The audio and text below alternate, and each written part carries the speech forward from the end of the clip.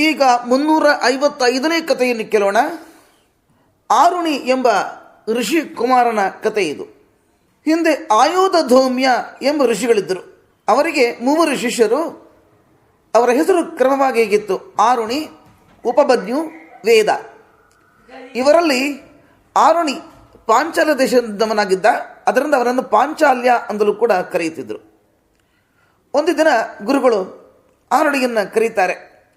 ಆರುಣಿ, ಗೆದ್ದೆಗೆ ಹೋಗಿ ದಿಬ್ಬವನ್ನು ಮುಚ್ಚಿ ನೀರನ್ನು ನಿಲ್ಲಿಸಿ ಬಾ ಅಂದರು. ಆರುಣಿ ಗೆದ್ದೆಗೆ ಹೋದ. ಮಣ್ಣಿನಿಂದ ಆ ದಿಬ್ಬವನ್ನು ಮುಚ್ಚುತ್ತಾನೆ. ಅದರ ನೀರು ಬರುವ ದ್ವಾರ, ಆ ನೀರು ಬರುವ ದ್ವಾರವನ್ನು ಮುಚ್ಚುತ್ತಾನೆ. ಆದರೆ ನೀರಿನ ರಭಸಕ್ಕೆ ದಿಬ್ಬ ಕೊಚ್ಚಿಕೊಂಡು ಹೋಯಿತು. ಪುನಃ ಮಣ್ಣು ಹಾಕಿ ದಿಬ್ಬವನ್ನು ಮುಚ್ಚಿದ. ಹಿಂದಿನಂತೆ ನೀರಿನ ರಭಸಕ್ಕೆ ದಿಬ್ಬ ಕೊಚ್ಚಿಕೊಂಡು ಹೋಯಿತು. ಆರುಣಿಗೆ ಏನು ಮಾಡಬೇಕಂತೆ ತೋಚಲಿಲ್ಲ. ಗುರುಗಳು ನೀರು ನಿಲ್ಲಿಸಲಿಕ್ಕೆ ಹೇಳಿದ್ದಾನೆ. ಆದರೆ ಎಷ್ಟು ಪ್ರಯತ್ನಿಸಿದರೂ ನೀರು ನಿಲ್ಲುತ್ತಾ ಇಲ್ಲವಲ್ಲ, ಏನು ಮಾಡೋದು? ಹೀಗೆ ಆಲೋಚಿಸುತ್ತಾ ಇದ್ದ. ಅವನಿಗೆ ಒಂದು ಉಪಾಯ ಹೊಳೆಯಿತು. ತಕ್ಷಣ ತಾನೇ ದಿಬ್ಬಕ್ಕೆ ಅಡ್ಡವಾಗಿ ಮಲಗಿಕೊಂಡ. ನೀರು ಬರುವುದು ನಿಂತೋಯ್ತು. ಚಳಿಯಲ್ಲಿ ನಡುಗುತ್ತಾ ಇದ್ದಾನೆ. ಆದರೂ ಅದನ್ನು ಅವನು ಲೆಕ್ಕಿಸಲಿಲ್ಲ. ಎಷ್ಟೋ ಹೊತ್ತು ಹಾಗೆ ಕಳೆಯಿತು. ಇತ್ತ ಗುರುಗಳು ಶಿಷ್ಯರ ಹತ್ರ ಕೇಳುತ್ತಾರೆ, ಆರುಣಿಯಲ್ಲಿ ಅಂತ. ಆಗ ಶಿಷ್ಯರು ಹೇಳಿದರು, ಗುರುಗಳೇ, ಗದ್ದೆಯಲ್ಲಿ ನೀರು ನಿಲ್ಲಿಸಲಿಕ್ಕೆ ನೀವೇ ಅವನನ್ನು ಕಳಿಸಿದ್ರಲ್ಲ. ಹೌದಲ್ಲ, ಅವನು ಹೋಗಿ ಬಹಳ ಹೊತ್ತಾಯಿತು. ಬನ್ನಿ ನಾವೆಲ್ಲರೂ ಹೋಗಿ ನೋಡೋಣ. ಎಲ್ಲರೂ ಗದ್ದೆಗೆ ಹೋದರು. ಎಲ್ಲೂ ಆರುಣಿ ಕಾಣಲಿಲ್ಲ. ಗಟ್ಟಿಯಾಗಿ ಕರೆದರು, ಮಗು ಆರುಣಿ, ಎಲ್ಲಿದ್ದೀಯಪ್ಪ? ಬೇಗ ಬಾ. ಆಗ ಒಂದು ಧ್ವನಿ ಕೇಳಿಸ್ತು, ಎಲ್ಲಿದ್ದೇನೆ ಗುರುಗಳೇ? ಗುರುಗಳು ಧ್ವನಿ ಬಂದ ದಿಕ್ಕದಲ್ಲಿ ನೋಡುತ್ತಾರೆ. ದಿಬ್ಬಕ್ಕೆ ಅಡ್ಡವಾಗಿ ಮಲಗಿದ್ದ ಆರುಣಿ. ನೀನು ಯಾಕೆ ಇಲ್ಲಿ ಮಲಗಿದ್ದೀಯೋ?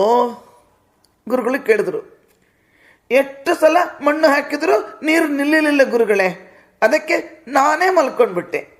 ನೀರು ಬರೋದು ನಿಂತು ಬಿಡ್ತು. ನನಗಾಗಿ ಎಷ್ಟು ಕಷ್ಟಪಡ್ತಿದ್ಯೋ. ಎದ್ದು ಬಾ ಮಗು. ಆರುಣಿ ದಿಬ್ಬವನ್ನು ಭೇದಿಸಿಕೊಂಡು ಎದ್ದು ಬಂದಿದ್ದಾನೆ. ಮಗು, ನೀನು ದಿಬ್ಬವನ್ನು ಭೇದಿಸಿಕೊಂಡು ಬಂದ ಕಾರಣ ನಿನ್ನ ಹೆಸರು ಇನ್ನು ಮುಂದೆ ಉದ್ದಾಲಕ ಎಂದಾಗಲಿ. ಗುರುಗಳು ಬಾಯಿ ತುಂಬ ಹರಸಿದರು. ಹೃದಯ ತುಂಬಿ ಬಂತು ಅವರಿಗೆ. ಕೃಪಾದೃಷ್ಟಿ ಬೀರಿದರು. ತಲೆಯ ಮೇಲೆ ಕೈಯಿಟ್ಟರು. ಮಗು, ನೀನು ಶ್ರದ್ಧಾಭಕ್ತಿಯಿಂದ ನನ್ನ ಆಜ್ಞೆಯನ್ನು ಪಾಲಿಸಿರುವಿ. ಆದ್ದರಿಂದ ನಿನಗೆ ಇನ್ನಷ್ಟು ಮಂಗಳವಾಗಲಿ. ಅರ್ಥಸಹಿತ ಸಕಲ ವೇದ ಹಾಗೂ ಧರ್ಮಶಾಸ್ತ್ರಗಳು ನಿನ್ನ ಸ್ಫುರಣೆಗೆ ಬರುತ್ತಿರಲಿ. ವೇದಾರ್ಥಗಳು ನಿನಗೆ ಹೊಳೆಯಲಿ. ನೀನು ಲೋಕವಿಖ್ಯಾತನಾಗು, ಉತ್ತಮ ಜ್ಞಾನಿಯಾಗು.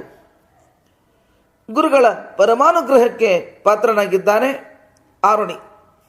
ಇನ್ನು ಮುಂದೆ ಅವನು ಉದ್ಧಾರಕ. ಗುರುಗಳಿಗೆ ನಮಸ್ಕರಿಸಿದ. ಕೆಲವು ಕಾಲ ಅವರಲ್ಲಿ ಅಧ್ಯಯನವನ್ನು ಮುಂದುವರಿಸಿದ. ಆಮೇಲೆ ತನ್ನ ಊರಿಗೆ ತೆರಳಿದ್ದಾನೆ. ಗುರುಗಳ ವರದಿಂದ ಲೋಕವಿಖ್ಯಾತ ಜ್ಞಾನಿಯಾದ ಉದ್ದಾಲಕನ ಹೆಸರು ಉಪನಿಷತ್ತು ಕೊಂಡಾಡುವಂತಾಯಿತು. ಇಲ್ಲಿಗೆ 355ನೇ ಕತೆ ಮುಕ್ತಾಯವಾಯಿತು. ಶ್ರೀಕೃಷ್ಣಾರ್ಪಣಮಸ್ತು.